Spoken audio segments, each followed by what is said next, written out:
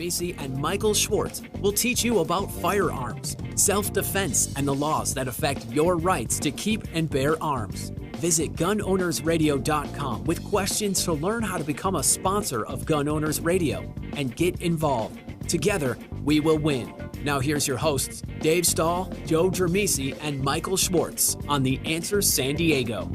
All right, folks, welcome. This is Gun Owners Radio, FM 96.1, AM 1170. The Answer. All right, folks, get ready for some exciting news. Gun Owners Radio is hosting a movie screening of The Plot Against the President. 2 of them. On June 10th, there's going to be a screening in Orange County. And on June 11th, we'll be having a screening here in San Diego. And after the movie, there will be a Q&A session, so get ready. With the director, Amanda Milius. That's right. Amanda Milius will be there with Kash Patel. Tickets are on sale this week. Go to gunownersradio.com to get your tickets today.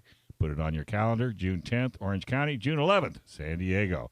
Oh, and tune in to the YouTube live stream at the youtube.com/gunownersradio. Hit that like button and share it with all your friends. Oh, it's good. Sound like Foster Brooks over there for a bit. I felt like Foster Brooks. You're not on. I got nothing. No, I guess Oh. that would be you there, rookie. Well, cool. So as I'm learning everybody's names here, it's my first day.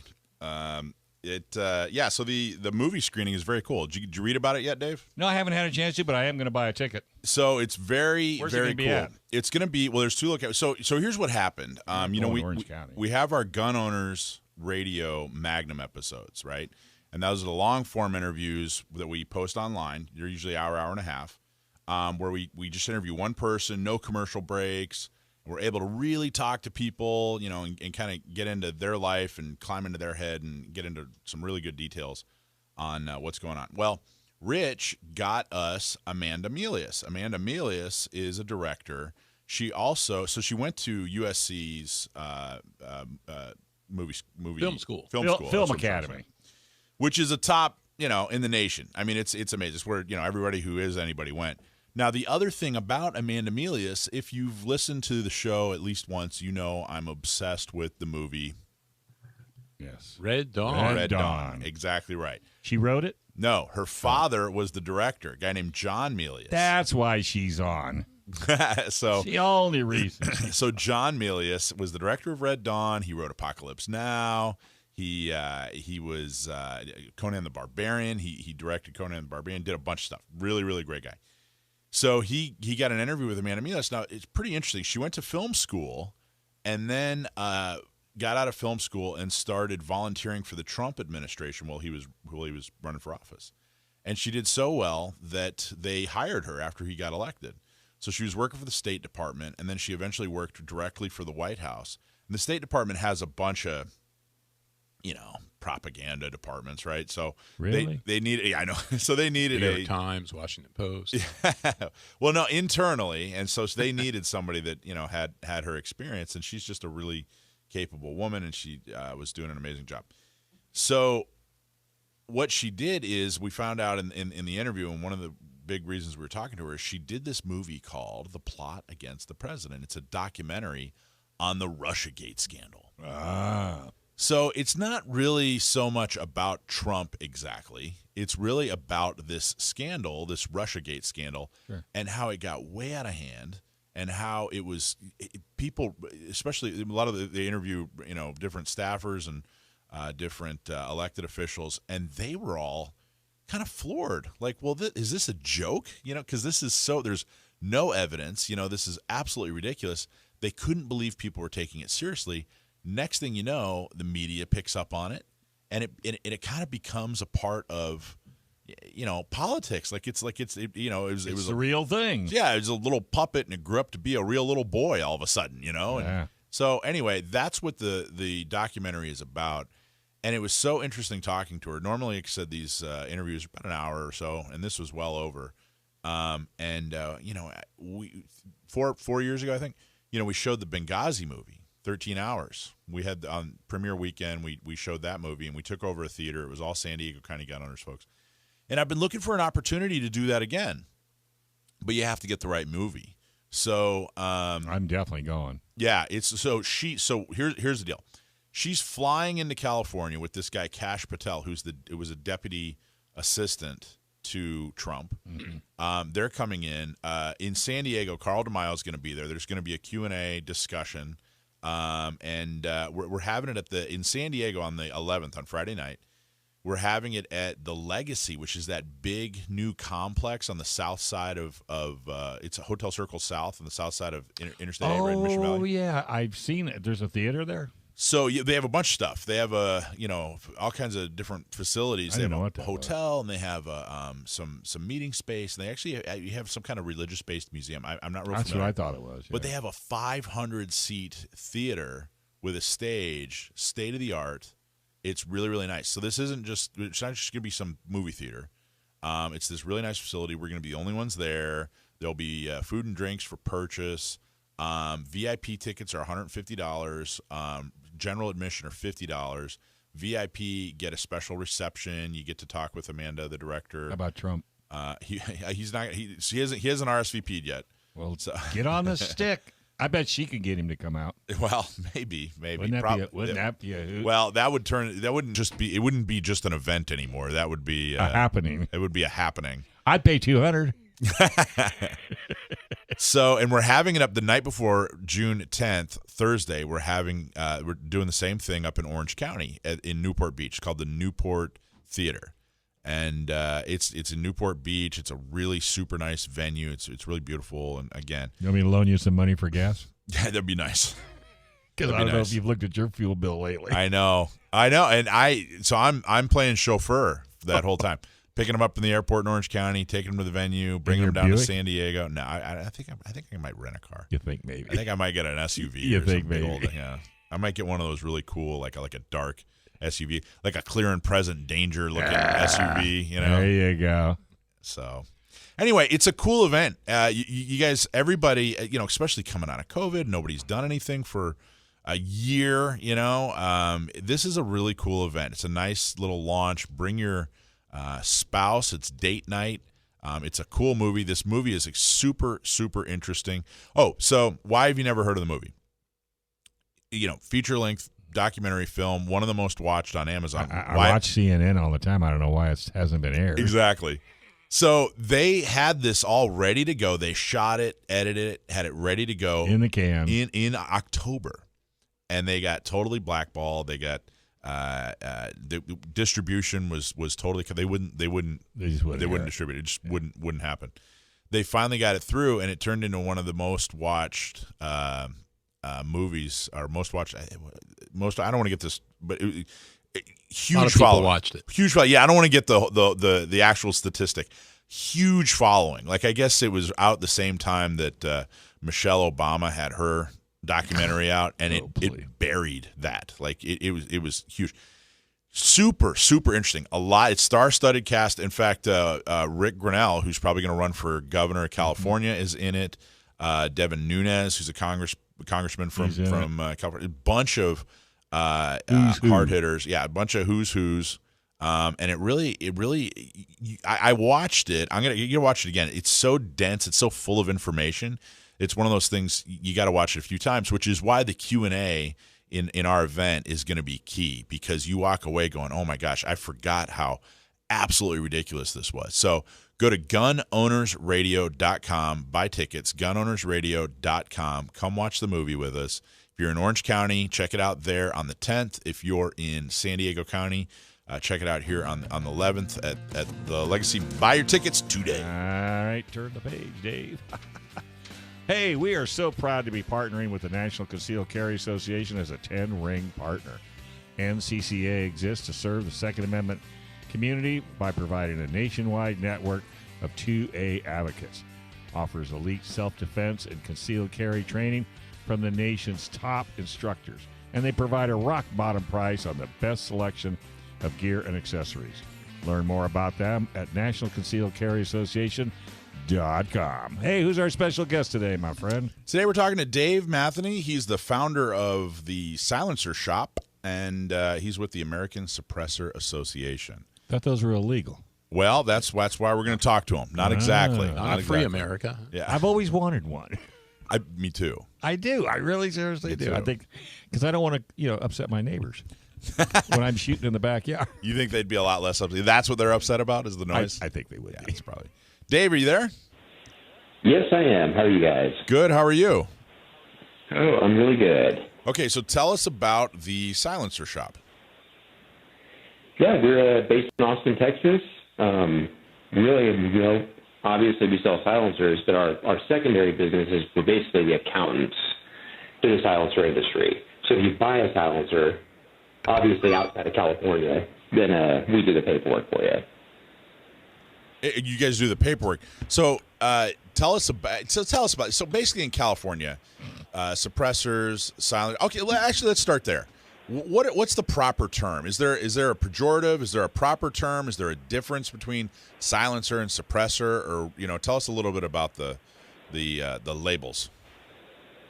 I tend to go back and forth, and both are correct. I know people will get worked up on one over the other, but the reality is they are not silent.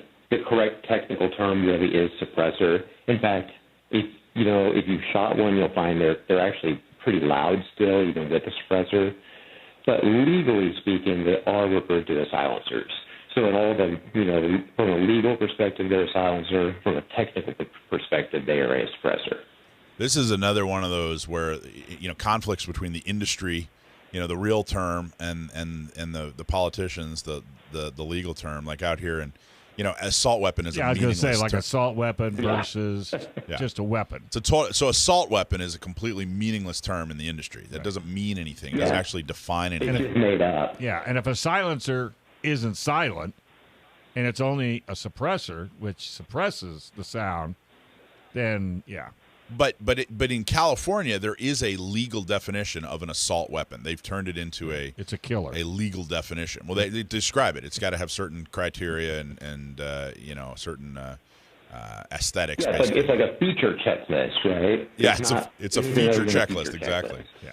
So it sounds like it's the same. The politicians got a hold of the word silencer, and that's what shows up in the law. But really, truly, the industry, the correct term is suppressor. Am I kind of getting that right? Right. Okay. So just to give you an idea, a suppressor on an AR-15, a top-of-the-line suppressor, is as loud as a jackhammer on concrete.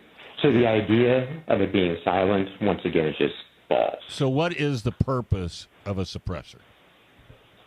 Really, there are several purposes. One is that they are significantly quieter than running a firearm without one.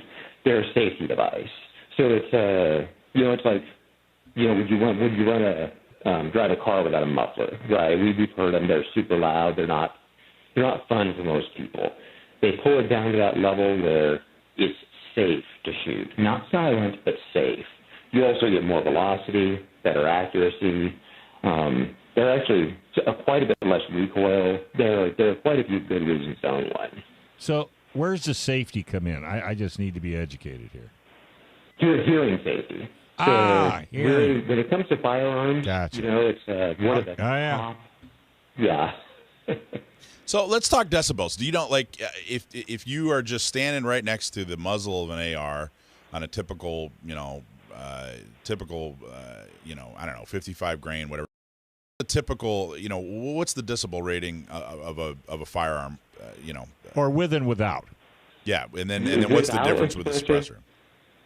Without a suppressor on an AR-15, if you're standing about a meter away from the muzzle, you're typically looking in the high 160s, pushing 170 decibels, which is just unbelievably loud. Yeah. If you work in a server room that's 90 decibels, they'll make you wear hearing protection. Yeah. And the sound level doubles like every 3 decibels. It's a logarithmic scale. With a suppressor, it's same standing in the same spot. You're basically going to be looking at about, call it 135 decibels. It's you might get away without permanent hearing damage if there's just a single shot. More than one shot, you're going to have hearing damage still, even with a suppressor. Yeah, because it's 130 decibels is it's like going to a Who concert. It's like a really, really loud rock concert, right? Yeah, 135 is way past that. I mean, is it? Oh, okay. 135 is really loud. Oh, you haven't been to a Who concert, have you? Maybe not. I thought they set the record. I thought they set the record at somewhere around there. But okay, so if you go to a typical rock concert, what are you looking at? 80 to 90 decibels? Brendan, what is that answer? Something like I'll that? look it up. Okay. All right. Okay, so you help people do the paperwork. In California, a suppressor in effect is completely and totally illegal. We can't do it. Can't own it. Really can't buy it unless you have unless you're law enforcement or you have some kind of specialized manufacturer's license. But in most states, a typical civilian can own a suppressor on their firearm, right? Yep, that's absolutely correct. And outside of California and New York, the normal suspects. So in 48 other states, you can order a suppressor? There are actually 44, I believe, right now, where you can own a suppressor. But it's the states you would expect where you can't. All right, Dave, hold on a second. Our answer man has an answer. Right. So loudest thing for a crowd, Kansas City Chiefs game on an average get 142 decibels. Jeez. Yeah, I know. And then there's a heavy metal band by the name of Manowar. They had a 139 decibel concert. I think Joe was there for. Can you hear us, Joe? Which one? Yeah. Can you hear us, Joe? I honestly, that sounds right, but I question that first stat. Nobody's cheering for the Chiefs. No one's cheering for the Packers anymore now. Yeah, the Packers How dare you? Done. I mean, you The kidding? Chiefs, they're not setting any records. So Those were boos. yeah, all right. I'm back Will you on board. take that then. one? Will you there take you go. that one? Okay, so what are the hoops you have to jump? If I'm living in free America and I have an AR and I want to put a typical suppressor on it, walk us through. Give us an idea. What are the steps you have to take? So basically, the process is, from beginning to end, you buy the suppressor. There's a $200 tax, and that's a federal tax that's been in place since the 1930s. You fill out. There's quite a bit of paperwork to fill out. It can range anywhere from 4 or 5 pages to 100, depending on how you're filling it out. You mail it all to the ATF with copies of fingerprints, photographs, some supporting documents, stuff like that, and then you wait about 8 months for it to get approved. Once it gets approved, then you can take possession of it. So it's a pretty arduous process. It shows how gun registration, how well it works, right? And why people should be afraid of it. How do you make a living doing that? You only could be able to, sell 1 or 2 a year? You know what? You would think that. It is, I will admit it's a small industry. I mean, last year there were a total of just, call it 220,000 sold in the U.S. We're a major player in the industry, so we'll do, of the paperwork, we'll do 2/3 of that volume on any given year, and we'll sell just over half those. Okay, so what you're telling me is when I watch TV and they put a suppressor on that gun and it just goes, that's not it?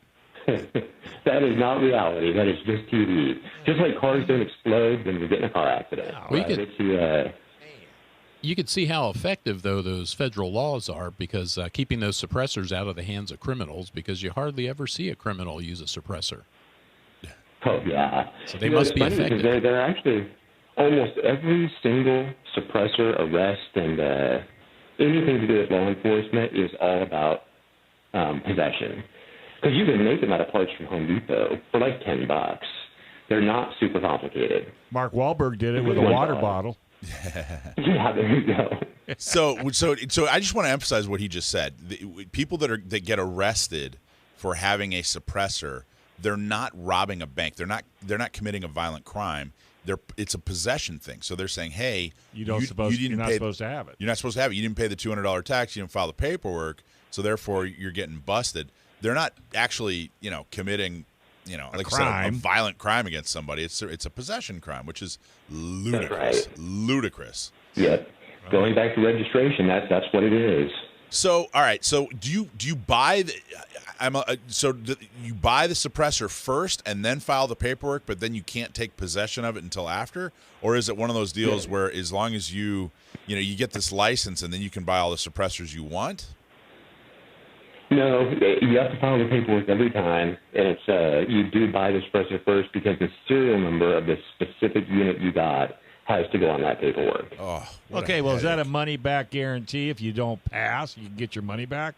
Well, it's not a background check. Actually, it is a background check, but it is. Background check is definitely a firearm. So if I fail, so if I give not you but the government $200, I run all my paperwork, I can't take possession of it, and then you call me up and say, "Hey, Dave, guess what? You didn't pass."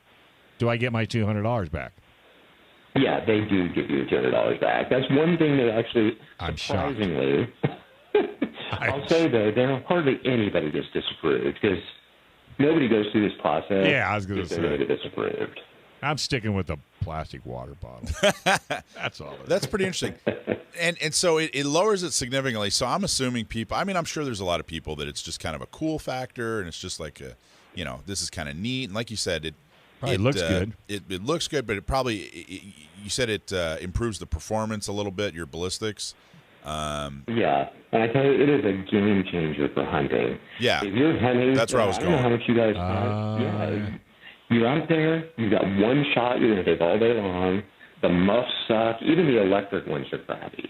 But for that one shot, you don't have to lug those stupid muffs around all day, and the hearing protection is now on your gun. For kids, they're fantastic. You go out hunting, shooting at the range. I mean, suppressors are pretty awesome. Yeah. All right, we're going to talk to Dave after the break. This segment sponsored by John Dillon and the Dillon Law Group. If you have legal matters that involve firearms, then you need to call attorney John Dillon.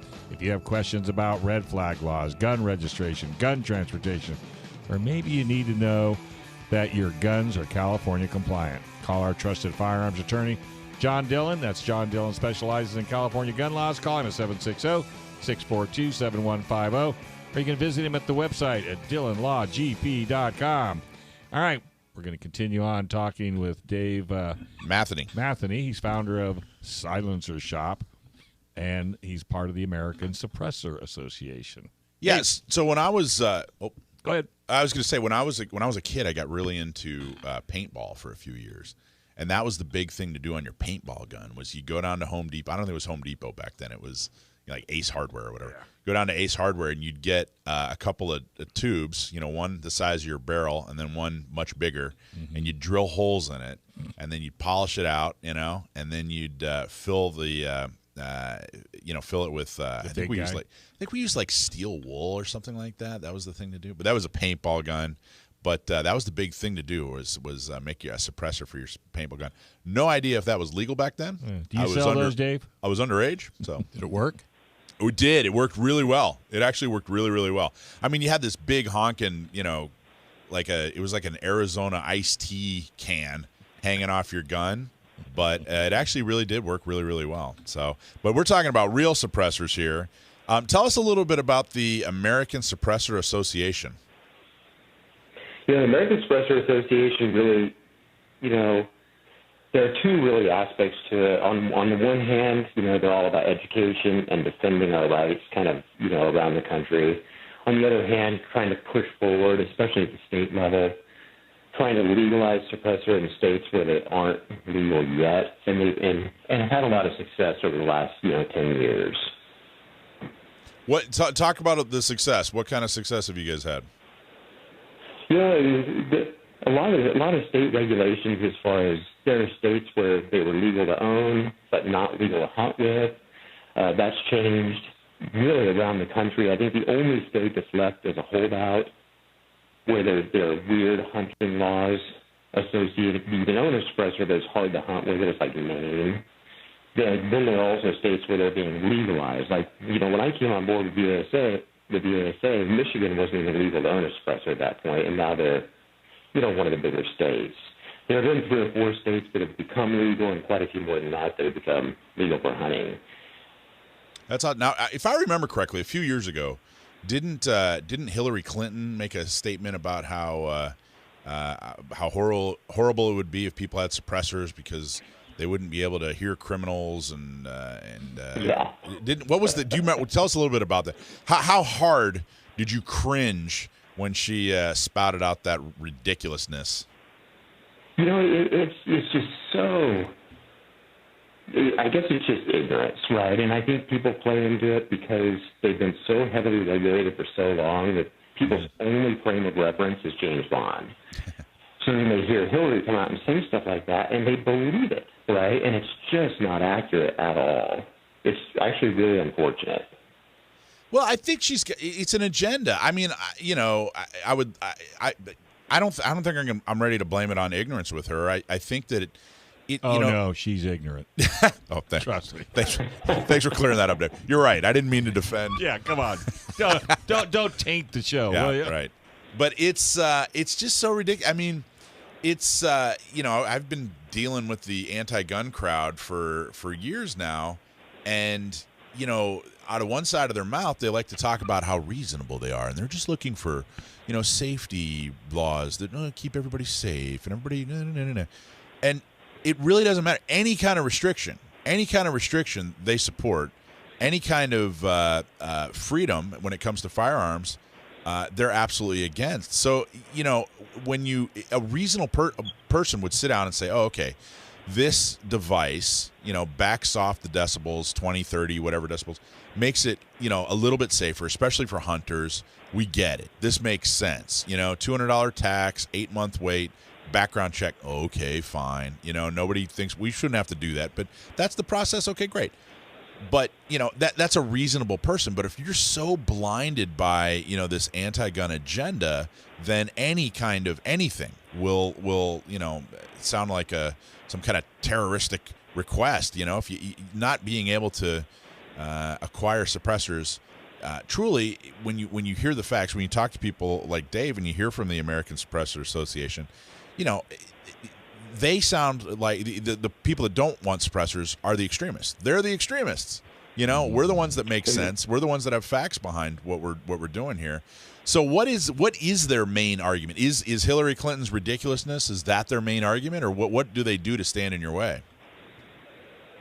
You mean as far as politicians go? Yeah. So when you're trying to expand the ability for people to get suppressors, what's the pushback? Yeah, really, several years ago when we first started doing these demos, the ASA was first doing these demos with politicians in D.C. and Virginia, and you'd have Democrats lining up to come see how terrible they were. And it just wasn't what people thought. They're not silent. They're not what TV portrays at all. So weirdly enough, they actually stopped coming. And I think it's kind of a willful ignorance, but I think if they can be kind of willfully ignorant and project that onto the population, most people really do believe it. It's that they're this assassin's tool. You won't be able to hear people shooting at you. Stuff like that is kind of a narrative. Now, how popular are suppressors talk about the difference between pistols and rifles? Are we mainly talking about long guns, or is there a real market for pistols when it comes to suppressors? For about as long as I've been in this industry, about 40% of the suppressors that are sold go on to rifles, long guns. About 40% go on to rimfires, so just your standard 22, and about 20% go on to handguns.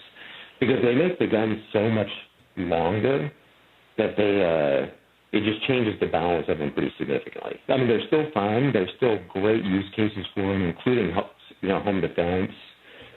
But they're not as useful in the real world as on a rifle.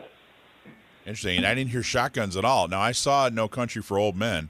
That guy had a suppressor on his shotgun, which, by the way, I saw that actual shotgun. It's in the NRA's museum in Virginia. It was pretty cool. Is that realistic, or is that movie? Does anybody put a suppressor on a shotgun? There is I guess, mass market quote suppressor for a shotgun. But the problem with shotguns is people who are shooting with shotguns, it tends to be very social. So if everybody you're hunting with, about shooting with, doesn't have one, it kind of defeats the purpose. So then, why even add 8 inches to the length of your gun and, a pound? Nobody wants to do that, right? So they're not super popular. So one of our listeners, Rick Cohen, who's a good buddy of mine and a fantastic member of San Diego County Gun Owners, he wants to know, he said, I wonder how a suppressor screws with the local PD gunshot ID and locator system. Honestly, I don't know if I really know the answer to that. I've heard that it's, I've heard that fireworks set them off, and if fireworks set them off, then a suppressor definitely would set them off. So it's hard to imagine that there's, my guess would be that they would still work, but that's just a guess. It seems like it. If it's going from, what did we say, 170, 180 decibels down to about 130, 130 decibels is still, pretty insane. So yeah, you're getting down to the level of what a 22 would be unsuppressed. So if those gunfire systems will pick up a 22, they'll pick up a suppressed, higher caliber.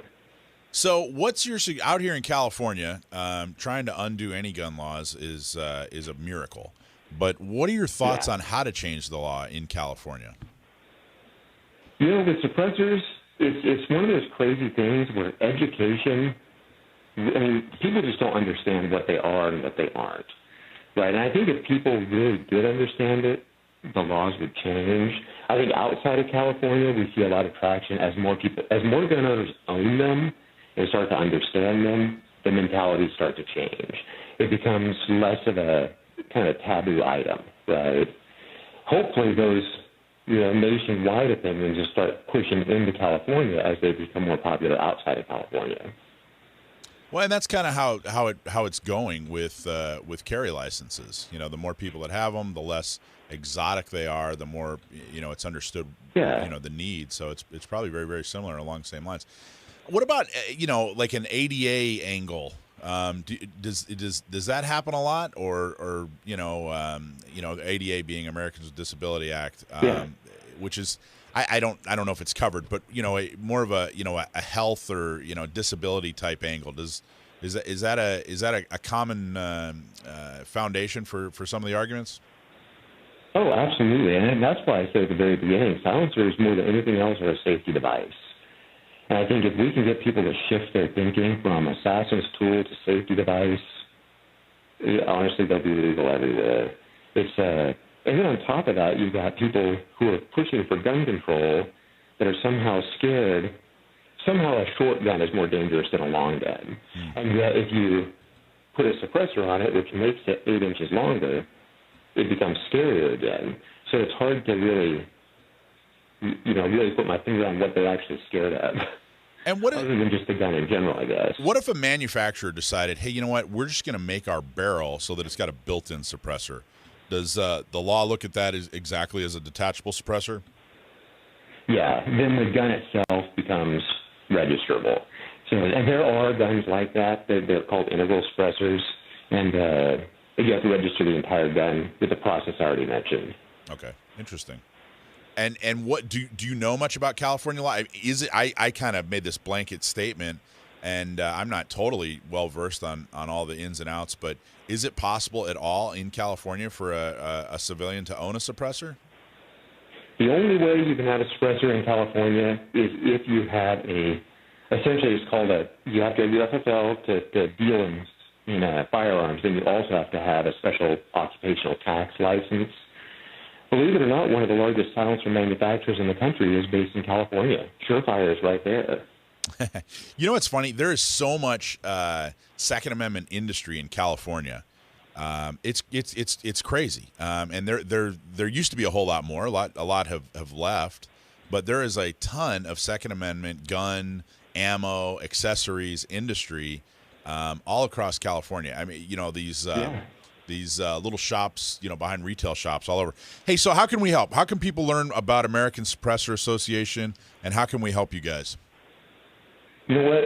Seriously, you can go to silencershop.com. We got a link to the ASA right on the homepage, or you can go to the American Suppressor Association website. Donate money. Help kind of push the cause forward. Awesome. So go to silencershop.com. We're talking with Dave Matheny. Really appreciate everything you did here, Dave, and everything that you're doing for gun owners. Thank you so much. All right. Thank you, guys. All right. Don't go anywhere. We're going to do the after-action review on the SoCal Gear Expo from yesterday, right here on 1170 AM. The Answer.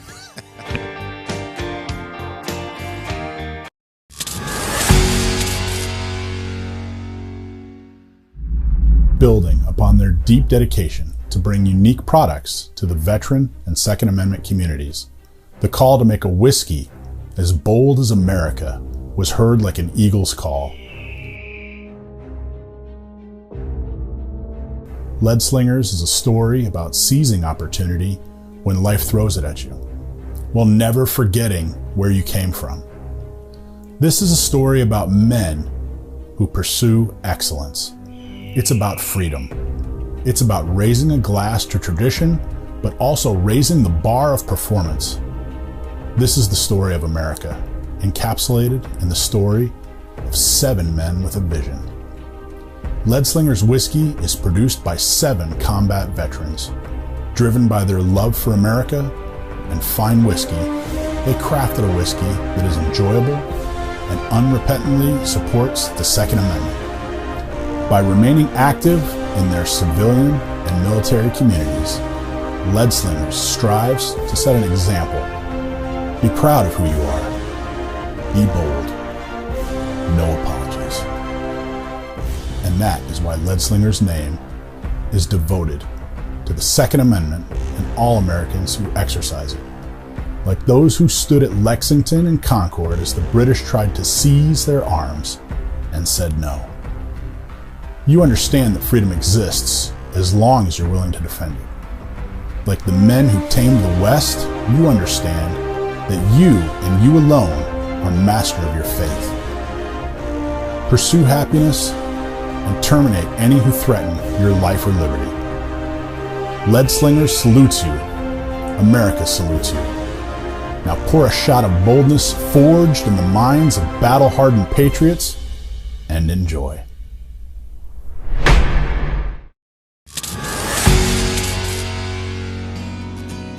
All right, folks. Hey, welcome back. You are listening to Gun Owners Radio, FM 96.1, AM 1170. The Answer. Hey, you know, some people enjoy taking the time to clean their guns after going to the range.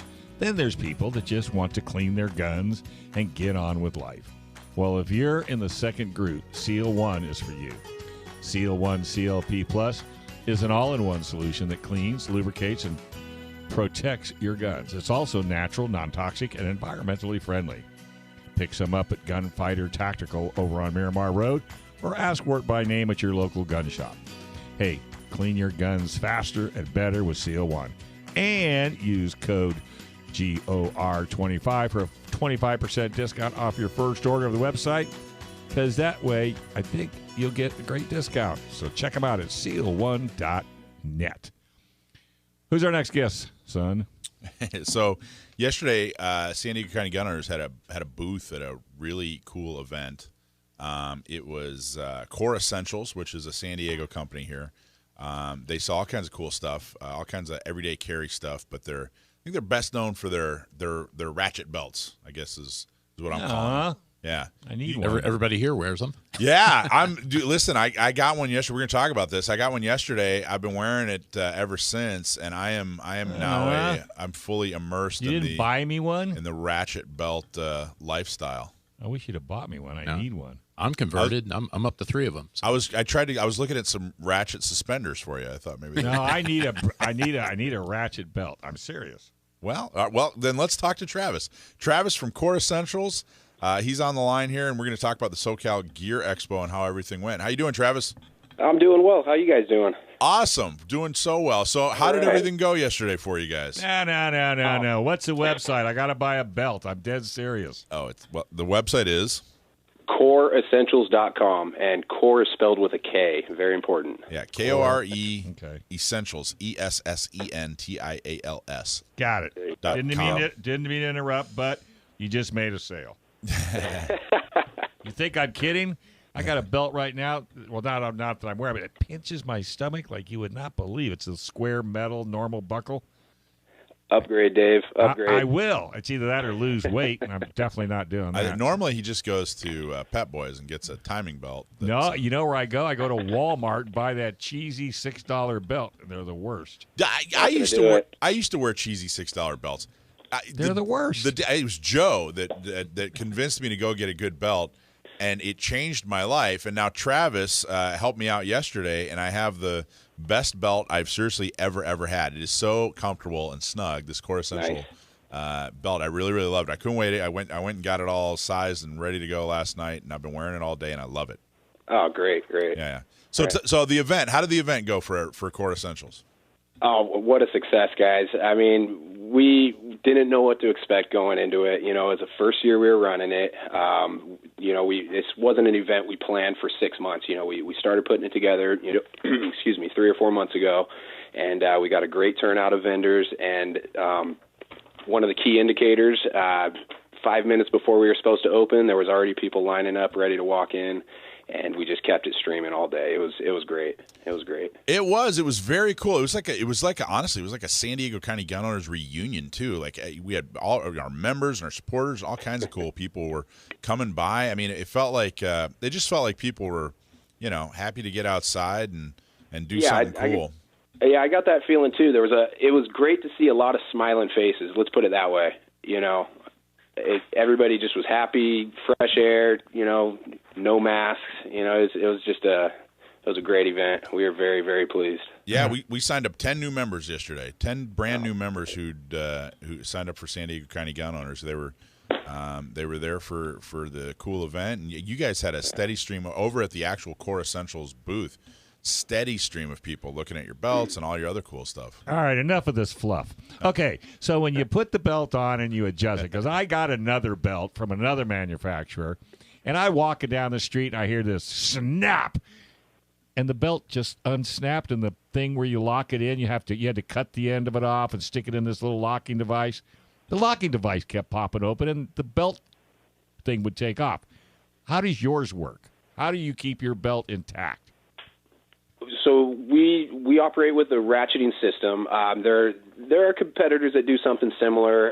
They have various ways that they lock into place. Some are magnet systems, you know, and various. Well, this is one where you push it down and there's teeth and it locks into it.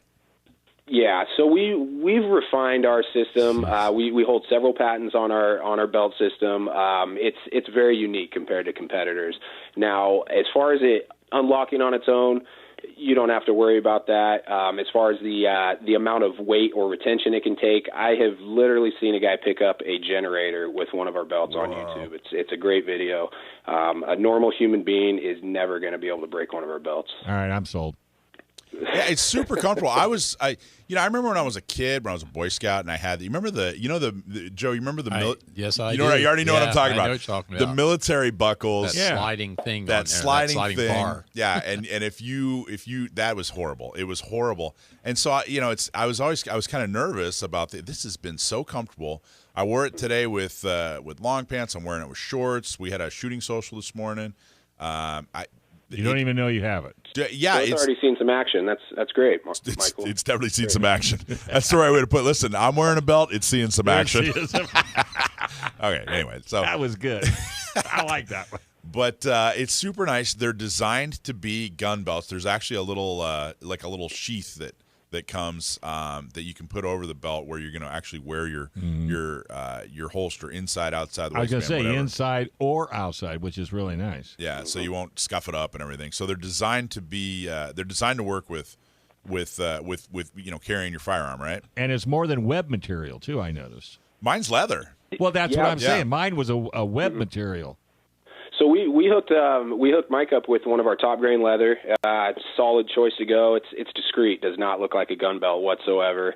You can dress it up. You can dress it down. We've got a full grain leather alternative as well. And then of course we do have the web nylon. The web nylon's got more of the tactical look. Any one of those options are great. They're going to do the job for you. Just a question of style preferences. Are you local? Oh yeah, absolutely. Yeah, we're based out of La Mesa. We are a local homegrown company. All of our R&D, all of our shipping, everything takes place right out of here. Humble warehouse in La Mesa, California. Well, I'm hardcore. I like to physically go in, look at a product, try it on. So I'm going out of town tonight, but when I get back next week, I will come see you. Yeah, you come on in. We've got a small showroom in there, a nice little display of belts, and with the 150 different combinations you can do with our belt systems, we can set you up with whatever you like there, Dave. I'm serious because I can't stand the belts I've got now because they literally pinch me.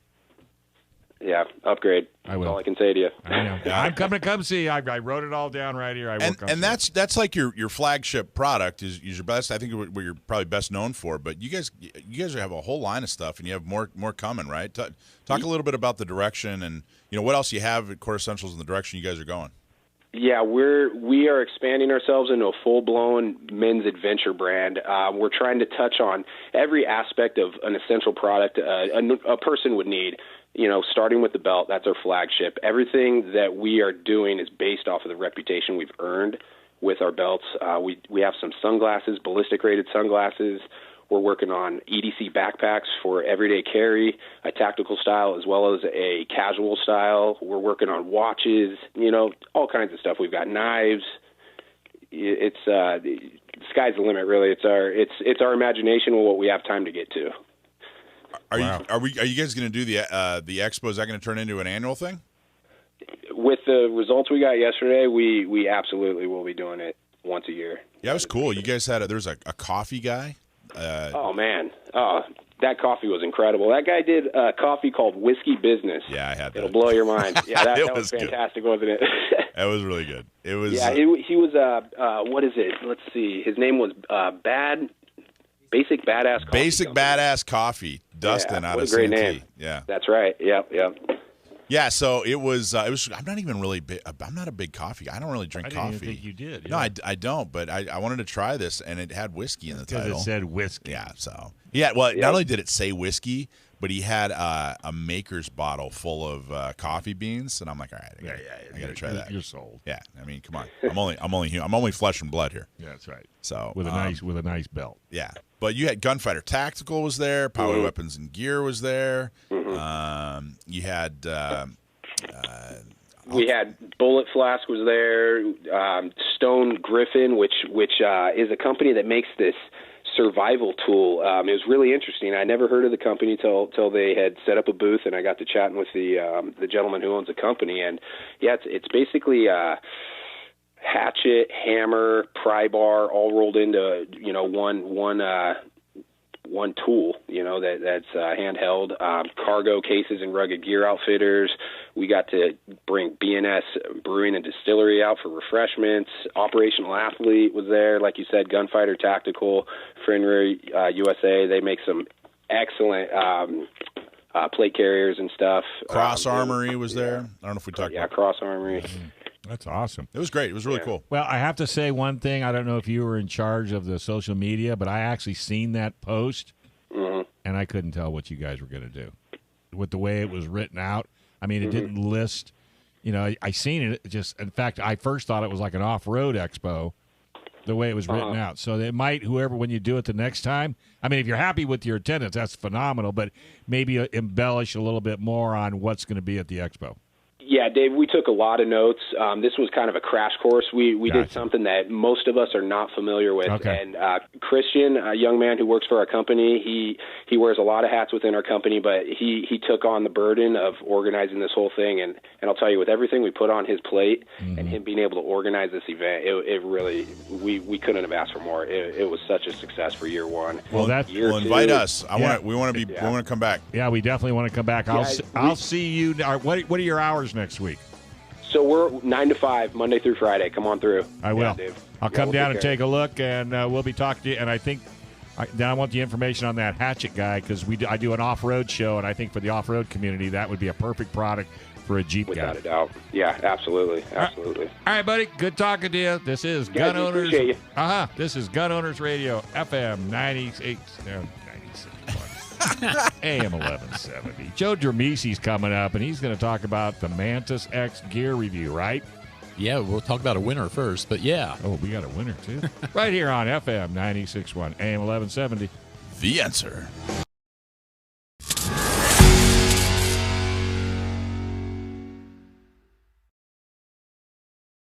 You could make a whole movie on the Russiagate hoax. It's all documented.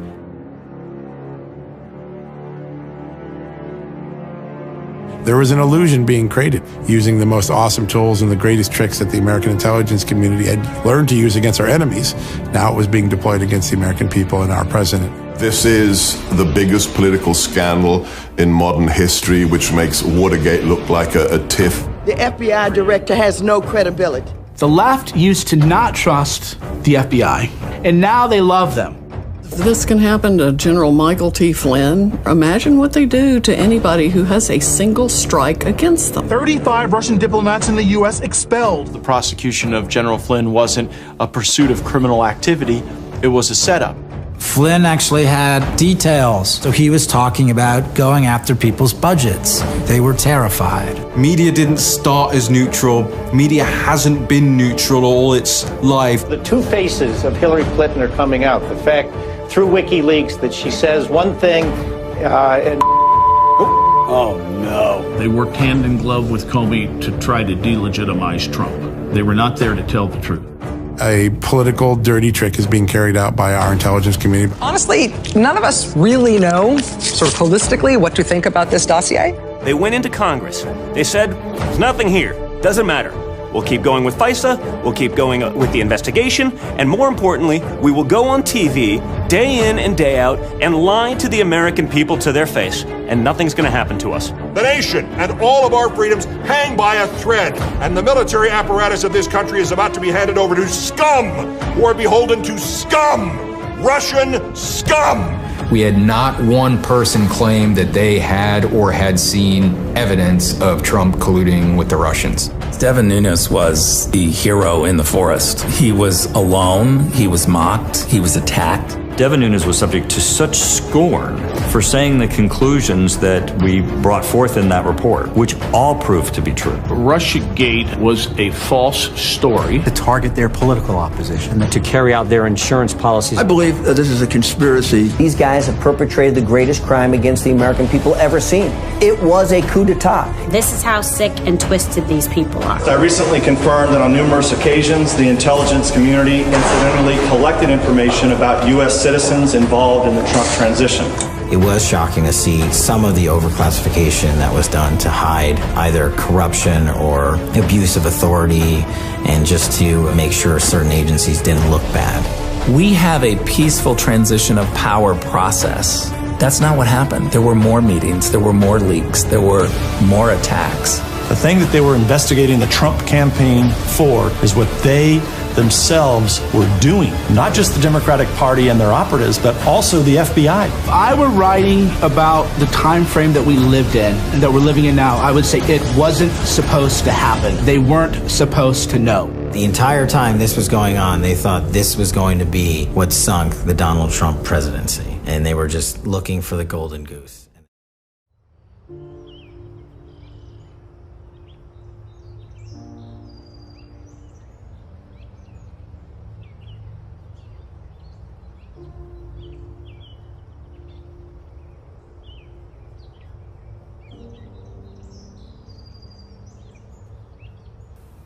So, we're still good for tomorrow? Yeah, I need to tell you something first. Yeah, you could tell me anything. Well, I know it's only our third date, but I feel like I need to get something off my chest. Was it something I said? Something I... No, nothing like that. It's...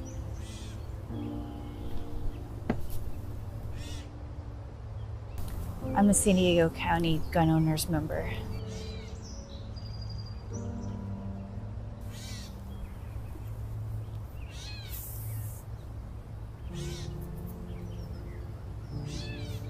I didn't know you were a Second Amendment supporter. I understand if you want to break things off between us, but if you could just... I'm a Second Amendment supporter, too. Oh. You're a member too? Damn right. I have to be honest, I wouldn't take you for a Second Amendment supporter.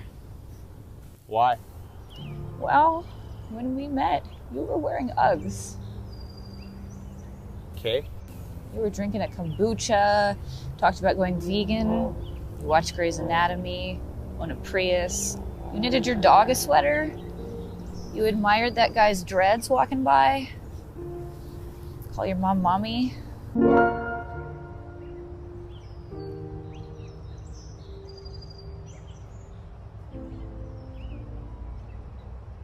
Without someone doing something about it, it's not going to get any better.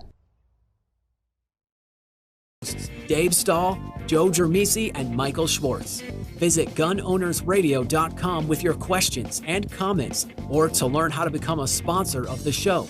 Time to get involved and get active. Together, we will win. Now here's Dave, Joe, and Michael on The Answer San Diego. The horror of gun control. Gun control advocates seem to either be ignorant or willfully ignorant. The past horrors when people can't defend themselves. We're going to talk about Joe's latest blog topic in a minute. But self-defense in emergencies can happen to anyone, and there's no guarantee that the justice system will be on your side. Gun owners should have coverage for the legal battle after your self-defense battle. While you protect your family and property, U.S. Law Shield is here to defend you 24/7, 365 days a year, and comprehensive self-defense coverage at an affordable price. Bad guys don't take days off, and neither does our coverage. Guess what, Gun Owner Radio listeners? Get a free T-shirt when you join.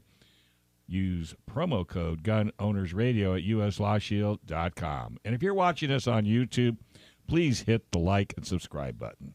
All right, Joe, what do you got for us today? Okay, we got a blog about the horror of gun control. But first, we got the winner, though, from the last segment that we didn't announce. So if people signed up, or if you signed up at the SoCal Gear Expo, you could win a salt gun, not to be confused with an assault gun, but a salt gun. Yuck. And somebody won. Yeah, somebody got that anyway. So the winner is Maxwell Palau. Winner of the new Hey, I know that guy. assault gun. I just saw that dude yesterday at the expo. He's a good guy. Saw him signing up, no doubt.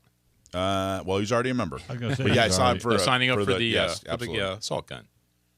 Okay, so talking about the horror of gun control, I was watching a video on active self-protection, John Correa's channel. And if you haven't seen John Correa's channel on active self-protection, I mean, anybody that carries, I think, should make it a habit of watching that, because John's got some of the best information, I think, that's available on the internet concerning concealed carry and stuff like that. What John does is he takes actual crime videos and shows them. Most of them are from security cameras and things like that, and actually analyzes what went on and talks about a little bit about what the defender did, what the criminal did, and it's just extremely educational and enlightening.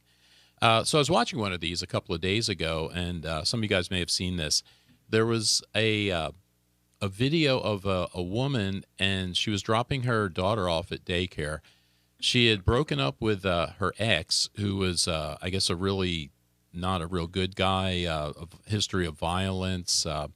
He had assaulted her before. He was a known MS-13 gang member. She had a restraining order out on him. And in the video, she's dropping off her daughter at the babysitter's house. And you could see this guy pull up. She sees the car pull up. She runs screaming, trying to get to the house. The guy jumps out of the car, runs up, runs her down, and fires 6 shots at her. And it's, I'm watching this thing and thinking about this. The woman's in Los Angeles, where it's virtually impossible to get a concealed carry permit. And we'll come back to that, too. What does Biden's press secretary say? We'll circle back. Circle back. Yeah, we're going to circle back to that. So don't let me forget that, because there's a point to be made here. But anyway, watching this video, I started thinking about how these gun control laws and things that we have really impact average people or real people.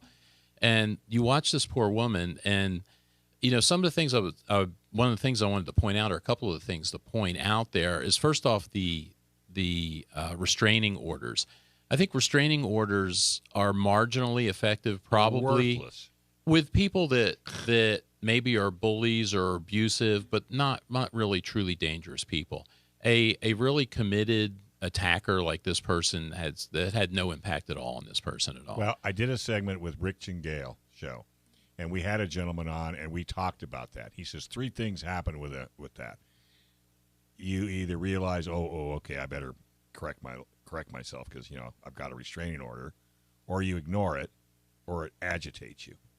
Yeah, and I think someone like this, I mean, when you watch be an adjutant. When you watch that video, I don't think it had any impact at all, and I don't even think he thought about it. But when you watch this thing, this poor woman ran up to the door, could not get through the door in time, and she had probably 15 seconds or so before the guy actually got up to her. And had she been armed, she would have had a chance. There was plenty of opportunity there to get behind cover to maybe do something else. And, because she's in an area where, in L.A. County, where they just don't do that. And I'm thinking that, it's not a matter of the law, because in California, we're a may-issue state. And most of the counties, I think, do issue concealed carry reasonably. Yeah. Los Angeles, unfortunately, the politicians that are in charge up there choose not to do that. And in this case, I mean, that's how that impacted that woman. And granted, people, all the adults in that thing, I mean, it was a tragic outcome. The woman was killed. The police tracked this guy down 2 days later, and he chose suicide over surrender to the police. The child ended up now an orphan. And granted, the people involved are primarily responsible, but I was thinking, we all bear some responsibility for that kind of thing, because, these politicians that write these laws, they do it, and it doesn't have anything to do really with stopping crime or impacting criminals or anything like that. It's a power and control thing. Right. And they're pressured to do these laws by these gun control groups who, again, have a different agenda. It's not about public safety. It's not about crime. It's not about that kind of stuff. And, and unfortunately, we vote for these people, and we keep these people in office like that. So, I think everybody shares kind of responsibility for that sort of thing when it happens. The thing I wanted to circle back to, though, and I found out about this morning in a class, we were talking about this video, and actually if you have a restraining order out on someone, and I didn't know this, there's the penal code in California allows you to carry a firearm without going through the concealed carry thing. What it does is it makes it, it waives that, I guess, for that period. So, and it's penal code 25600, and it refers to the other penal code, which is 25400, I believe, is the one that says you can't carry a concealed weapon. It's a misdemeanor. But if you have a restraining order out, this other one, the 25600, waives that, so you're allowed to carry.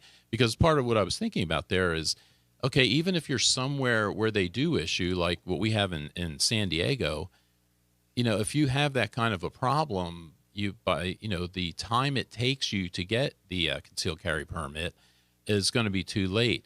The other thing, too, looking back here, circling back again to the same idea here about not issuing these things in the first place is, okay, the penal code does allow you to carry. If you have a restraining order out against a dangerous person, okay, you can carry that. I guess it's not against the law to carry then. But looking at this video, I mean, would you really want someone who has, say, no experience at all with handguns or anything like that? Okay, you've got this restraining order against this dangerous person. Here, you can carry this gun. Because if you watch how these things unfold, how quickly this particular one unfolds, yes, if you were trained and you were familiar with the gun and you practiced a little bit, probably if she was in that category of people, would have had a pretty good chance of defending herself. But someone with no training, no experience, that just got a restraining order a week ago, and then, okay, here's a gun, you can carry it, I don't know. Well, let me ask a question, because you bring up a good point. When you get a restraining order from the courts, do they inform you that you can carry? See, and that was because the person that told me about it this morning was involved in that kind of incident, and he just happened to comment to the clerk that wow, I have to wait 30 days to see this judge again, and the clerk pointed out that no, well, you can carry between now and then. Okay, I think what they should do, if you get a restraining order, there should be a clause in there that here's your restraining order, you can carry. Now go get some training. And they may do that. I mean, they may at least say you can carry. They may inform people there, but still, it takes time to build that up a little bit. Man, that's and crazy. To get comfortable. All right, hey, we're going to go ahead and, oh, by the way, ahoy, mateys. Since somebody wrote it, I guess I better read it. Don't touch that dial. Joe's been testing some training tools for your rifle owners. Learn about the Mantis X Blackbeard after the break, right here on Gun Owners Radio, FM 96.1, AM 1170. The Answer.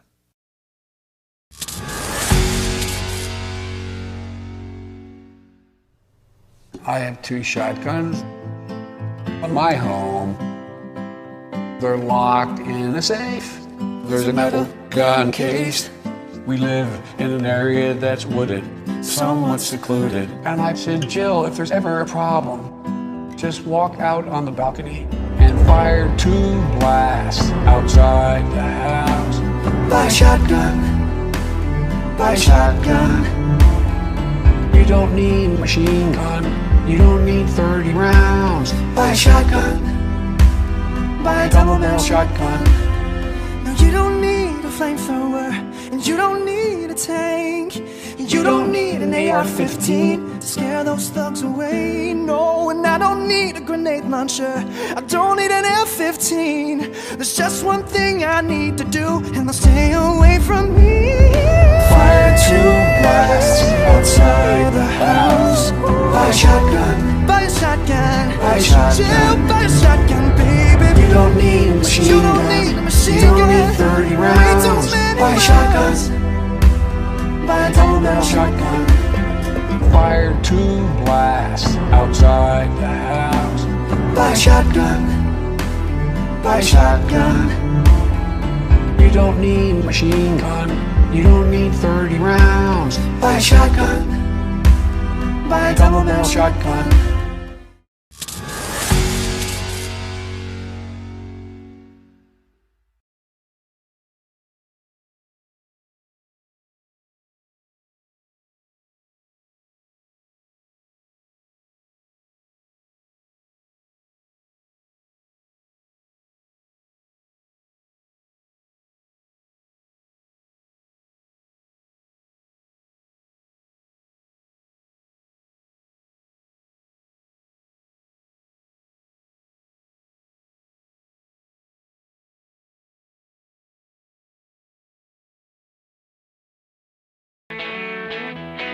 All right, folks, welcome back to Gun Owners Radio, FM 96.1, AM 1170.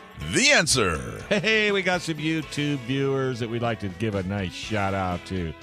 Mark Sparkman, Rich Cohen, AKs Are Better, Dr. Exotic, and Ghost Hammer. All right. Avast me hearties, shiver me timbers, dry fire training with your rifle may be a lost cause. Until now. Blimey, wait till you hear about the Mantis X Blackbeard from me matey Joe. What is it, a shaving kit? Blimey? Blimey. Yeah, blimey. That's not a pirate thing. It's not. Yeah, well, I didn't It's write in it. the pirate code. No, blimey. Blimey's a pirate thing. Hey, PRMI Mortgage, primeres.com/Alpine. Are you in the military looking for help for a VA loan?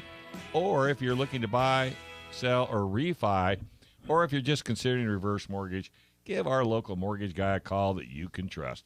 That'd be Chris Wiley at PRMI Mortgage. For nearly 25 years, Chris has been helping local San Diegans with all their mortgage needs. Call Chris Wiley at 619-722-1303 or just go to primeres.com/Alpine. Tell him you heard it right here on Gun Owners Radio. All right, Joe. All right. What's up with your Blackbeard? So what we have here, the subject of all the pirate talk, is the Mantis. What they call this? They call this their AR-15 automatic trigger reset system. And if you were to open this box, what you would find nothing is this bag. So the system works obviously with ARs. So if we open this up here, you've got 2 pieces to it. You've got the bolt carrier group. So what you would do with your AR, you open your AR up, you pull out your charging handle and your bolt carrier group, you slide this piece in. Then the second piece we have is this goes in the magazine. This is actually the battery. And this charges up. They give you a little USB cable in here that you could charge this battery up with. And you plug this in where the magazine is. And what it allows you to do is dry fire your AR, and it resets the trigger. So each time you pull the trigger, it resets it. and you could practice with the AR. The other thing that it has on here, if you could take a look at the bolt carrier group, there's a laser here at the tip, and there's an adjustment on this side. And when you put this in the AR, you can still get to this. There's an adjustment for the laser for windage and elevation, so you could line the laser up to where it needs to be. When I put this in my my AR, it worked. It was pretty close. I had to tweak it a little bit, but it was pretty close right out of the box. And so now there's two modes on here too. You can see a little switch here, and when the switch I think is in the down position, the laser is on continuously, so you can adjust it. Then you click the switch back up into the up position, and the laser is activated by the trigger. So each time you pull the trigger, you get a laser hit. So what's nice about this, there's a number of things that are nice about this. When you're practicing now, you can, with the price of ammo and all that stuff nowadays, it's much more valuable to be able to dry fire. You could practice in here. When I was doing it, I'd set up several targets because what I use in my dry fire practice, I've got scaled little silhouette targets. So, I think they're 3 to 1 or something like that. But you could put a couple of those up on the wall, stand back. You could practice transitions from target to target to target. You can practice if you put a sling on your AR, you could practice transitioning from the AR down to a handgun like that. So you can run through a lot of different drills and things that are really useful with this guy. So it's a really nice system. The battery, I charged it on my computer with their little USB cable that comes, let's see. The other stuff you get this little USB cable. You get a Manus sticker if you've got things you need to put stickers on. And there's a couple of cards in here. There's an instruction card. Tells you exactly how to adjust everything. So we've got that. And then it looks like their standard registration card in here. So what was I going to say? I know what I was going to say. So the battery charged took probably 4 or 5 hours. There was a partial charge on it when I got it coming out of the box, but I wanted to see how long it would take to charge it up. So usually it's better if you put it into the wall versus your computer. That's the other thing I was going to mention too. I used the USB that they came with. I've got a USB and a little brick on there too. I could have plugged it into the wall. Yeah. It may have been faster. But they say you get about 100,000 trigger pulls out of a battery charge, so you probably don't have to charge this a whole lot. The Blackbeard I saw at retails for $199, which isn't bad actually for considering what you're getting, because it allows you to do quite a bit. Like I'm saying, does it feel? Does it feel like normal, like you're actually shooting live ammo? It feels fine. Yeah, obviously there's no recoil or anything, but it doesn't. It is not supposed to affect the weight on the trigger or the reset of the trigger. So the trigger should feel more or less like it does when you actually shoot the gun. The thing that is a little bit odd, I don't know if it's odd, you could feel there's kind of like several clicks when you pull the trigger on this thing, which from what I was able to find out, those clicks are probably there when you shoot your gun, your normal gun with rounds in it anyway. You just don't feel it because of the recoil and everything else that's going on. But the trigger felt fine. It felt pretty much like it normally would. What trigger do you use? Mine's a stock trigger, so I've got a Daniel Defense AR, so that's the trigger that's in there. I haven't done anything with it. I used that yesterday at the Gunfighter Tactical booth, and it was on a Geisley match grade trigger, and I noticed those clicks as well. Okay, so you could feel the clicks on there, but yeah, like I said, they claim, if you look on the Manus website, they claim that it doesn't impact at all the weight of the trigger or the reset where it resets at. So again, I didn't notice anything on mine. Well, the clicks are probably there for a reason. I bet if you looked into it, there's probably a reason for it. Yeah, and however this is working to reset that, because normally if you were to just dry fire your gun, you'd have to charge it with the handle again. Gotcha. So they're eliminating that. That's what it is. That's where the clicking is coming back. That makes sense. Yeah. It was smooth though. I mean, the whole operation was really cool. It was so easy. I didn't even understand what was going on. They just handed me an AR and said, "Here, try this." I'm like, all right. So and then I was like, oh my gosh, and I realized, and yeah, you can plug it into your system and get the analysis and everything, right? Yeah. Do you have a gun owner's aim here sign or they did? Shoot at? They actually did. It was Gunfighter Tactical. They brought their aim here's, their San Diego County gun owners aim here's, and that's what I was shooting at. Yeah. See, and the other thing I like about this too is the idea that you could work with the sling and you could work with transitions and doing that kind of stuff, because without being at a range or doing that, it's hard to get a good feel for, okay, I could put several targets up on the wall. I can come up with the AR. I could shoot 1, 2, 3. I could drop the AR on the sling and go with the handgun and do the same thing. And, if you've got the Mantis system also on your handgun, then you could even record what you're doing there too. So and no flinch.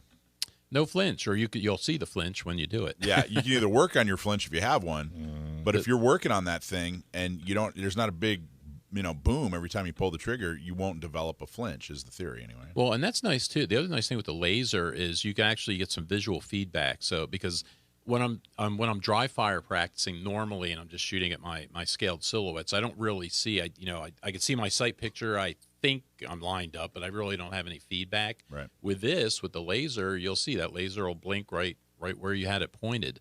So you're either on or you're not on, or if you're flinching, you should be able to see that too, I would think. So what did you work on when you had what skills were you working? I know you're kind of putting it through its paces, but what skills did you work on, or what do you imagine yourselves working on? I would, again, transitioning from target to target, because I do a lot of that with the handgun, and that just takes a lot of practice to do that smoothly and quickly. Same thing with the rifle. It's a little bit easier with a rifle, I think, and a red dot, transition smoothly from target to target to target, because if you're going to compete with it or something, you need to be able to do that quickly. This was really helpful. But the other thing, too, that I discovered after I think I was talking to somebody else about it, and they were saying, yeah, you could do this thing with the sling too. And that's when I thought to get my sling out and put the sling on and try it. Because, again, I don't have a whole lot of experience with that. I'm going to get some more here in another couple of weeks.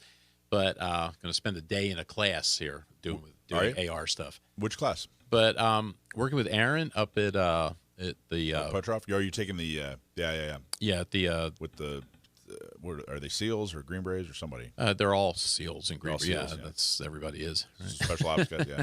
That's awesome. But they're going to teach an intermediate and beginner intermediate rifle course up there. So I'm taking the carbine course. But nice. Spend the day doing that. But again, I don't have a lot of sling work, so I need to practice that anyway before then. So, but I thought that was nice to be able to just get that feel, because it was the same thing when we were talking about the conversion kit. Putting that in the AR and being able to shoot 22 long rifle out of it, it's the same idea. I could practice all those mechanics and not have to shoot 2.23 rounds. So with this, now I don't have to shoot anything, and I can do this at home, and I could still practice all the mechanics to it. And plus, you get the visual feedback from the laser, which I thought was really helpful. So let's see if it makes you a better shooter. We'll see. I mean, that's the idea. But yeah, I think. Pretty much. Oh, the other thing too is speed-wise, because they were talking about it's designed to do up to 10 trigger presses a second, which is a 0.1 split time, which is way faster probably than I'd be able to do it. I think with a handgun I'm at about 0.2. So for faster people or more accelerated people, there's even more to it than that. Nice. So yeah. Why is it called a Blackbeard? Do we know? No, that's a good branding question, though. Research this. Yeah. Well, Blackbeard was a pirate back in the 16... Oh, you didn't want me to tell you the history of Blackbeard. No, go back to sleep. I thought Blackbeard was also Pablo Escobar's accountant, wasn't he? I don't know. Knew where everything was buried. That's why they called him Blackbeard. I don't know that. I didn't know that. Only you would know that. Trivia. And, all right. So that's cool. I was waiting for Dave to ask me about the warranty, but no warranty thing. Well, there's got to be a warranty on it. 2-year warranty. There you go. Unlimited miles? Yes. All right. No deductible? Did we talk about price? $199. $199, and you get it on the Mantis? Yeah, well, the MSRP from Mantis is $199, but then I looked around and Midway had it for $199. Who else did I see? Optics Planet had it for $199. So $199. I think $199 is the price. Does anybody sell it local? Do we know? No. All right. This time, well, I'm always telling people to get off the internet, buy your stuff local. Yeah, that's what I was just going to say. Here's your hall pass. You get to go buy this on the internet. In-person meetings. The San Diego County Gun Owners is resuming our meetings in person. So it's a great way to connect with the community and stay up to date on what's going on locally. Fantastic. Hey, and Blackhound Optics. Accurate, affordable, guaranteed. Sporting optics that go the distance. Backed by customer service that goes the extra mile. Hey, they're great guys, great products, and a great company that is making optics affordable. On top of quality, Optics, they pay close attention to the customer experience. And did you know their scopes come with mounts? So you don't have to worry about finding one that fits your gun. And we are so excited to have them on as official partners of the show. Ask for them at your local gun store or find them online at blackhoundoptics.com. So we have a lot going on in Southern California when it comes to politics. I thought we'd kind of touch on some of the things that are happening. First off is, it's a couple weeks ago now, we had John Thorpe from Yucaipa. That's up in San Bernardino, and they passed a unanimous motion made to send a letter to their congressman who asking him to vote against H.R. 127, which is that really horrible anti-gun bill with mental health requirements or checks or tests, before you can buy a gun, and registration, and assault weapon ban, all kinds of ugliness, insurance requirements, all kinds of ugliness to own a gun. So they passed that on the city council level, which means that Yucaipa sent a letter, as a city council saying, hey, we as elected officials, we want you to vote against this.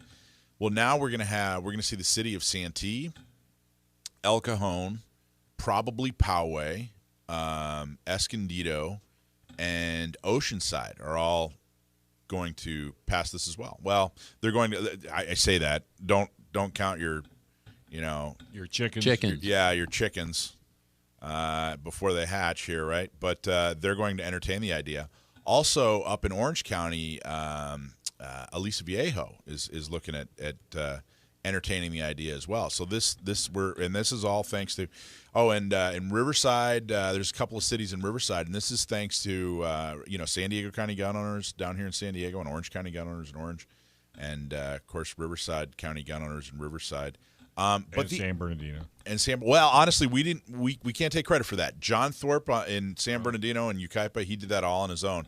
He was at our booth last week. I wasn't on the show because we were at a booth. I was at a booth at the Armed in May event, which was Reno May, who was a great guy, and Anthony Miranda, the armed scholar.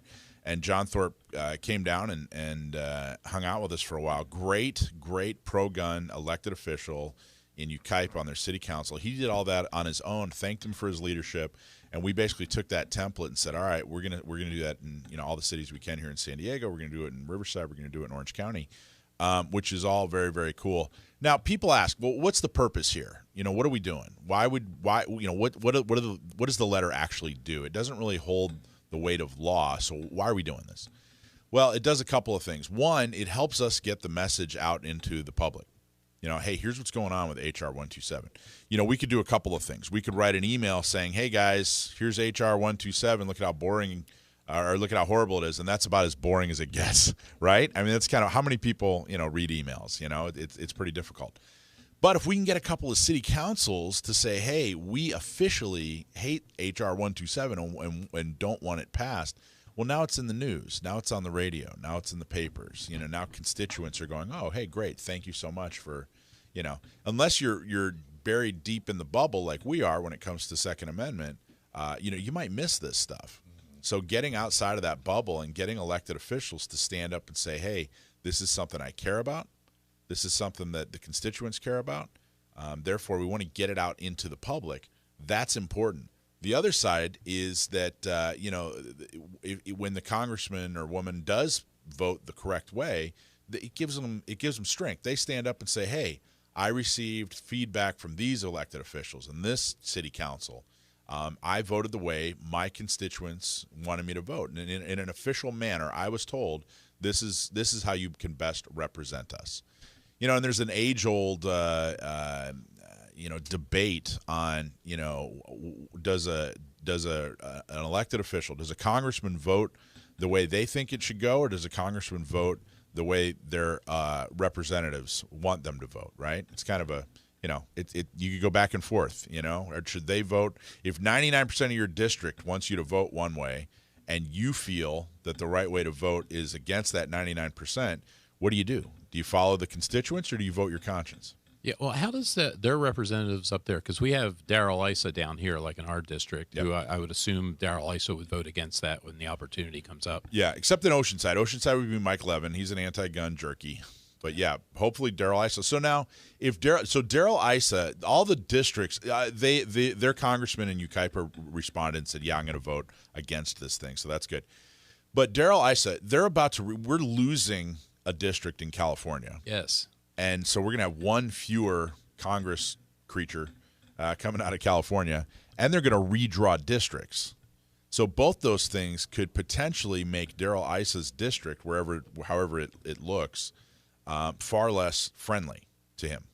Okay. I mean, he's a carpetbagger, right? He doesn't live in his district. He came and ran in a different district because it was a very Republican district, and that's why he ran, because he knew he could win. He goes on Fox News, and people know who he is. Well, that district could look far less friendly to him, and this would give him cover. Hey, look, guys, I voted the way my district. And honestly, I don't think he needs that. He usually speaks his mind and says what he stands by what he thinks. But that, in theory, is something that they could do. Yeah, well, he should be a reasonably solid vote on that subject. But no doubt, I've been wrong before with people that I thought would be reasonably solid. So no doubt he's going to vote the right way. No doubt, even without these the letters. But getting that out into the discussion and onto the radio stations and onto the TV stations. No, and I think that's a great point you make, too, about getting it out there just in the news and stuff, because if you get enough of these councils and things to write about it, the news does pick it up. And there's, it's surprising. A lot of people just don't know. They're just not aware of what's going on. I mean, some of the, we have a family member who's pretty hardcore over to the left, and if you talk to that family member and just kind of explain things, what they'll say is, well, I don't, that's not right. Yeah. Well, yeah, but and a lot of the times they just don't know. And so I think the point you make is really great about getting this out there, and it gets it into the news and it gets it out to people. Well, and HR 127 is particularly extreme. It's a really extreme piece of legislation. If passed, it's a bill right now. And so taking the opportunity to say, hey, things have moved so far into the extreme direction that this mainstream bill that's being proposed by those in Congress right now is so extreme. You got to understand why we're fighting, because it's such an extreme proposal. Yeah, aren't they all? Yeah, really, when you come right, but this is so. That's what I'm saying. But even people that aren't gun people, I mean, when they actually look at that, I think the reaction is going to, wow, yeah, I'm not a gun person, but that's not right. Right. And you get that kind of thing, but you got to get that information out to them. And what does that do? Well, that makes people go, all right, I get it now. A lot of people that maybe, I don't really care about the gun debate. I don't know. It seems like, they just want guns for anybody, anytime, anywhere. No, that's not what's going on. We're fighting back against extremism. Mm-hmm. And when we point it out and do it in an official manner like this, that helps change the discussion, and it helps change minds. A couple other things that are going on is there's going to be a special election in La Mesa because they lost a city council member who moved up to the assembly. The assembly member moved up to Secretary of State. So there's going to be a special election in La Mesa. Now, La Mesa right now is not exactly it flipped from a fairly pro Second Amendment city council to a fairly hostile Second Amendment city council. There's really only one guy that we can really count on there when it comes to vote, and voting for Second Amendment. That's Bill Baber. So Christina Alicio, who is a supporter of San Diego County gun owners, we've endorsed her in the past. We're hoping to recruit her to run because she was the one that was on the city council and lost her seat, and we're hoping that we can get her in a special election because she's. I mean, they almost burnt La Mesa down. You think they would be all for Second Amendment, wouldn't you think? Not only did they almost burn La Mesa down, but the majority of the city council is now pro burn La Mesa down. I mean, it should have gone the other way. That should have backfired. You think? And it's pretty bad. But Christina Alicio is rock solid on the Second Amendment. She's been to our dinners. We've endorsed her before. She was actually on our board for a short time. So you're going to go talk to her? It's going to be real interesting, and it'll be a special election. It'll probably be somewhere around October. But recruiting her, or if she's just absolutely not interested, I think she is interested. But getting her to run for that seat, I think, would be an amazing thing. I mean, getting that city council, losing La Mesa is bad. Mm-hmm. La Mesa is, that's got to be a pro-Second Amendment city council. I mean, when San Diego turned into an anti-Second Amendment city council, I don't think anybody was all that surprised. No. But La Mesa, that's got to be a pro-Second. Del Mar, anti-Second Amendment. We all get it. La Mesa has to be a pro-Second Amendment city council.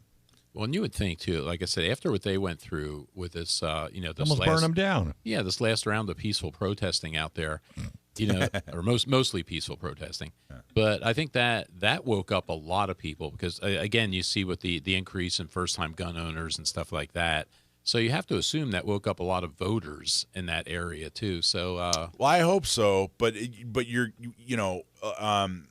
this is where we get engaged. This is where members of San Diego County gun owners need to get engaged, and where we're going to provide a lot of leadership and activities and opportunities for people to be engaged. There are also 2 recalls going on right now. They're trying to recall a city council member in Carlsbad, right. Corey Schumacher. Mm-hmm. She put this horrible restraining order on somebody, totally undeserved, way overblown. She tried to anyway, and so she's hopefully getting recalled. Carl DeMaio and his organization had a kickoff event this past weekend here, and the other person is Campbell, Dr. Jen Campbell, who's down on the city council in San Diego. She's horribly anti-gun. Is that the one that talked about the greatest plague to ever impact the medical history or whatever? She's a lunatic, and she's getting recalled. There's a lot of opportunities to get involved. There's elections coming up, even though we're off cycle. There are recalls. Follow San Diego. These are all the things that we do in off election years. We need your help. Get involved and quit complaining. Hey, folks, up next is Sam the Gunman on Stump My Nephew, and another mic drop. You can't hear it if you're not listening, so stay tuned right here on the Gun Owners Radio, FM 96.1, AM 1170.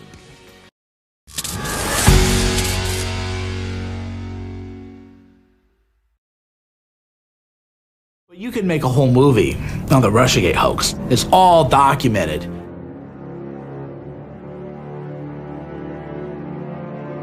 There was an illusion being created using the most awesome tools and the greatest tricks that the American intelligence community had learned to use against our enemies.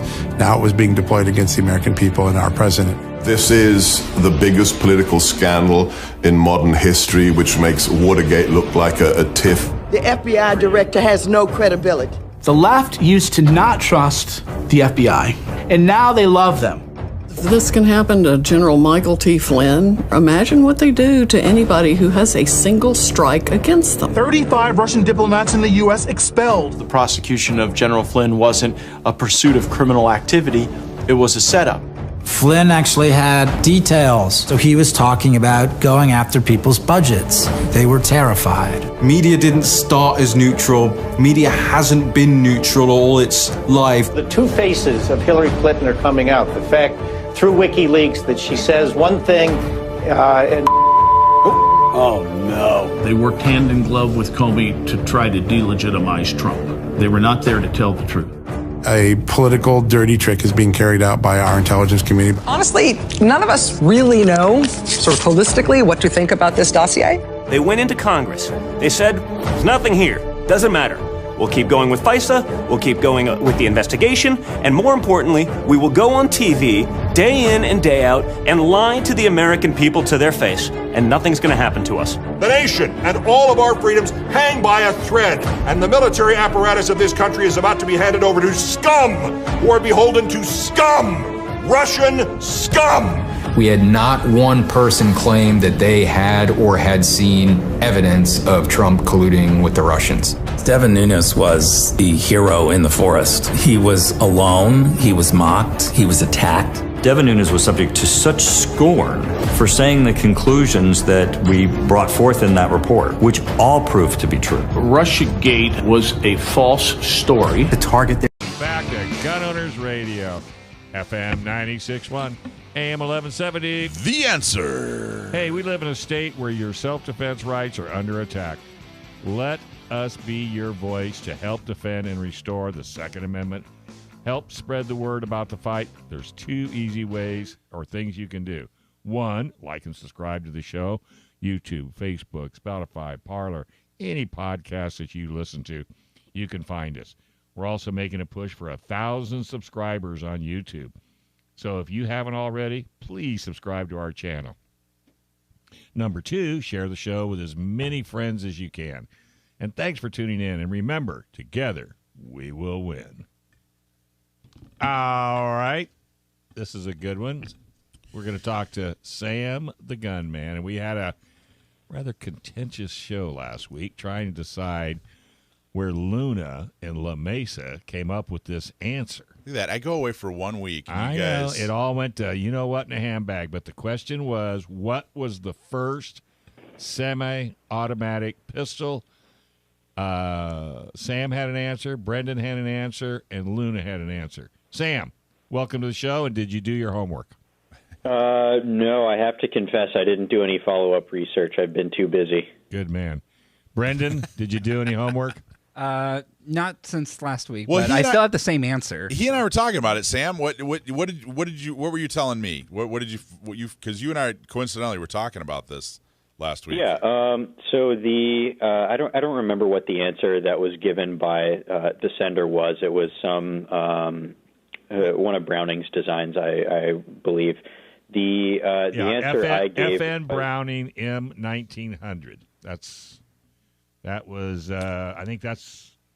And then you had an answer, and Brendan had an answer. Part of the problem, from my understanding, is the way the question was phrased, because it was kind of vague. It should have been like it should have included the word like commercially successful or something like that. Because production or something like that, serially produced. Yeah, serially produced. Because we don't know if some guy in his garage in 1812 was designed it. We don't. There's no way to tell that. It's got to be. It's got to be qualified. Brendan, look it up again. So, yeah, I still have the same answer as last week. The first one was the Salvatore Dormis, and then it was quickly followed up by the Schnaberger Lawnman, I think was the name. That's how you pronounce it again. I have two different pronunciations of that, apparently. I broke my Salvatore Dormis once in football practice. Jeez. I'll tell you, it was in a sling for a good week and a half, bet Dave. it was. That was a big sling, Oh, too. my gosh. That was a common lineman injury, wasn't it? Yeah. The Salvatore Dormis fracture. It's hairline, but still, it hurts. Yeah. See, so now, Sam, if you were mentioning the commercial thing, then Sam was correct, because he said last week it was the C93. So that's what I saw in the research, at least. Yeah. So Sam was correct. Correct. All right. He what? So that's the thing. I think the Luna, if you're listening in La Mesa, it was an excellent. Ask for better questions. It's all your fault. Yeah, That's what we're trying to say. Just for that, you owe us a shirt and a hat. It was a good question though, but it just I think it needed a qualifier. How did that get past the editors? I mean, that should have been refined here the by editor professionals. was gone. Oh man, the editor was gone. What can you tell us about an FN Browning M1900? Not much. I just looked up the Salvatore Dormis pistol on my phone, my other phone. I'm holding two phones, and it says it was the earliest patented semi-automatic pistol. Patented. Where was it out of? Is it say it's American? Did we come Austria? Ah, man. Something like that. I thought it was Austria. Italian. Salvador. I should like that. It's all my pistols are from Austria. Oh my goodness. This where Glocks. See what happens when he takes a day off. It's where Glocks from Austria. Well, all my pistols are from Smyrna, Georgia, but they originated in Austria. Yeah, they did, and they try very, very hard to maintain exact uniformity between the two factories. Everything's identical. Interesting. The two Glock factories? Yep. All right, so tell us a little bit more about the Salvador Dali pistol that you're looking at there. Well, I just have the Wikipedia page pulled up. I don't really know much about it myself. No. All right. You've never seen one? No. Oh. All right. Well, I'm glad we clarified. Yes, we do. And I know you didn't sleep at all this week, so now that we've clarified that. So everybody, this segment, Stump My Nephew, Sam's my nephew. If you send in a question that's well written, and qualified, if we use it on the air, we'll give you some apparel, a shirt, a hat, something really cool. If you stump my nephew, which is very hard, very difficult, we'll give you a front site membership so you can take training for free for the rest of your life. All you got to do is go to gunownersradio.com, submit your question. He doesn't know the question until he's on the phone here with us. And he never wins anything for all the correct answers. That's right. This is a labor of love for bragging rights. Sam. Bragging rights. Right. And if you confuse our cousin, so I'm going to call I want you to stay on the line, Sam. I want you to stay on the line for the mic drop here. I'm calling an audible here. I had one written and prepared, but I want to do something a little bit different here. So we're going to do this week's mic drop. Mic drop. So when I was a kid, I went to a private school. I went to a Christian school in third grade because I was screwing around, and my parents finally said they'd had it, and they sent me to this little private school. And not so much for the Christian part, but more for the private part because they wanted me to stop. You needed your knuckles whacked. A little bit. Too young for the military academy. Yeah, exactly. So they had, and it was actually a really good education. It was good for me. But the thing was, I have this theory, this theory I call the Jonathan Hayes theory. And basically, the way it goes is the first person to cry, whether they're guilty or not, that's the one that gets all the sympathy. Jonathan Hayes was the pastor's kid in this private school. Pastor Hayes was a wonderful man, and he was extremely nice to everybody and fair and just a really, really fantastic guy. Unfortunately, his kid Jonathan was a snot-nosed little wiener kid. And he was now I'm a big guy now. I was a big kid. I mean, in 4th, 5th grade, somewhere I was probably 150 pounds. I was a big kid.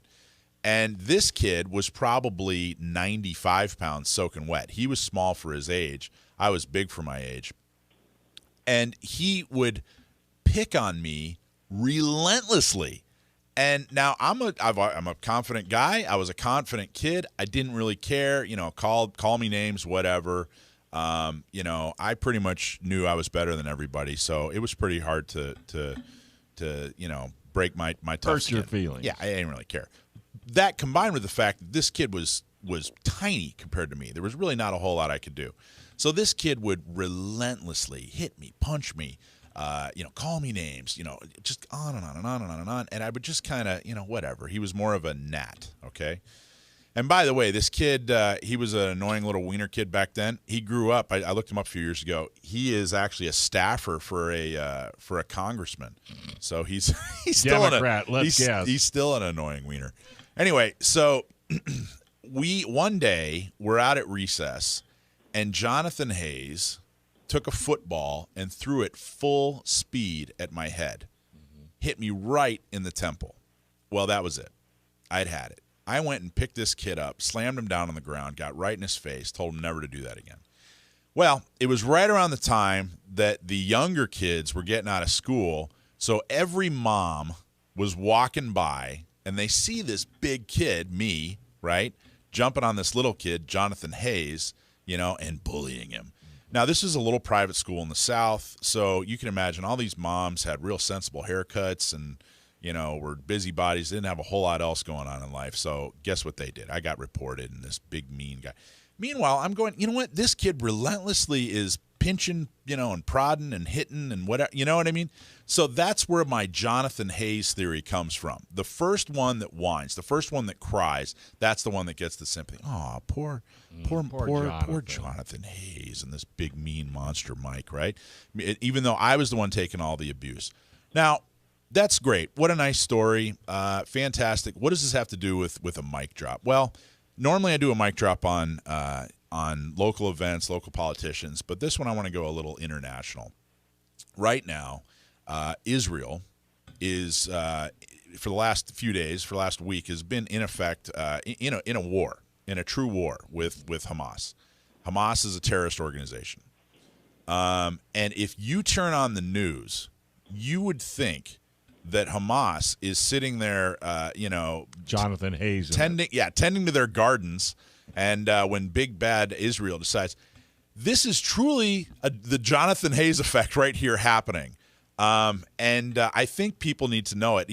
Especially if you turn on the left. The left has fully embraced Hamas, the terrorist organization.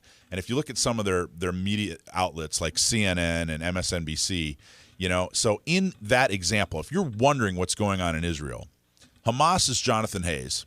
Israel is Mike Schwartz. And the news are all these short-haired, busybody Karens that were picking up their little angels, these soccer moms. And it is absolutely ridiculous. What a great analogy. Israel, isn't that good? It's really Israel, where in their and Sam, back me up on this. Israel has a parliamentary system of government, right? They do. And in that system of government, they've had Jews, Christians, Muslims serve. They've had men and women. I mean, they are truly all-inclusive, right?